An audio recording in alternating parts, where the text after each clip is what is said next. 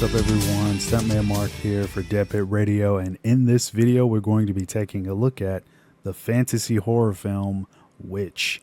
It is written and directed by Craig Hind and Mark Zammit. Now because this is a VOD release from 101 Films, that would mean that there is obviously no physical media copy, but we are going to be talking about the film at length here in this review, so let's get into it. The film Witch is set during 1585 in a small town in England. Right at the start of the film, we see the aftermath of a girl who has just murdered her parents. We see her walk out of her parents' house with her mother's severed head in one hand and her father's severed head in the other.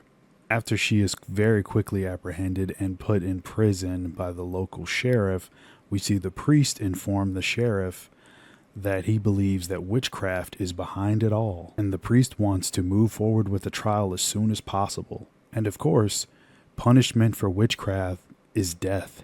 Very quickly, we learn about a backstory of how the town was actually overrun by witchcraft until it was all eradicated by the priest. And ever since, the town has been safe, and the priest will stop at nothing to keep it that way. From there, we see the blacksmith's wife confront the girl in jail, and all of a sudden we see a dark figure appear behind her. She wakes up. Was it a dream, or was it real? And that's where we have a lot more of the fantasy elements come into play in the film. All of a sudden, the book is introduced. Within the book, there are very distinct passages and symbols which are all related to witchcraft. A certain symbol will grant a person the ability to travel into the underworld. The symbol must be on their body. If not, the person can become a vessel for any spirit within the underworld that they were to encounter.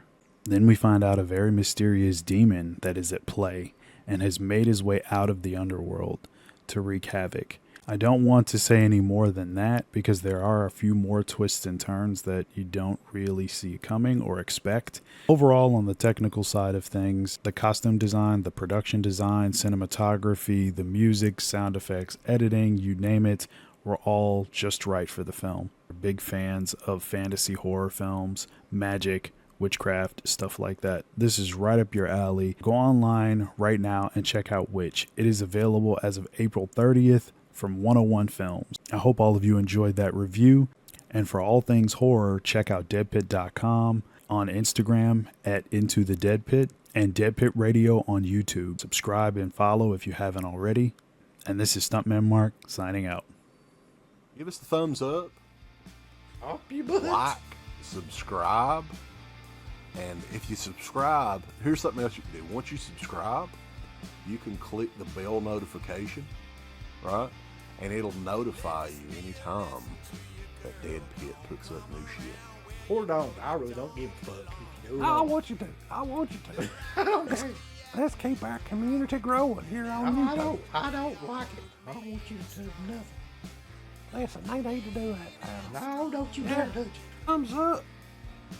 Subscribe. And click that bell. There's all kinds of wonderful shirts over at shop.deadpit.com. Simply the best horror shirts.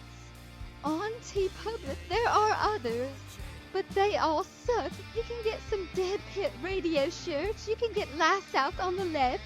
The Hills Have Eyes. Texas Chainsaw. Oh, wait, you can't say Texas Chainsaw. All kinds of shirts, folks. You're gonna love them. Shop.deadpit.com.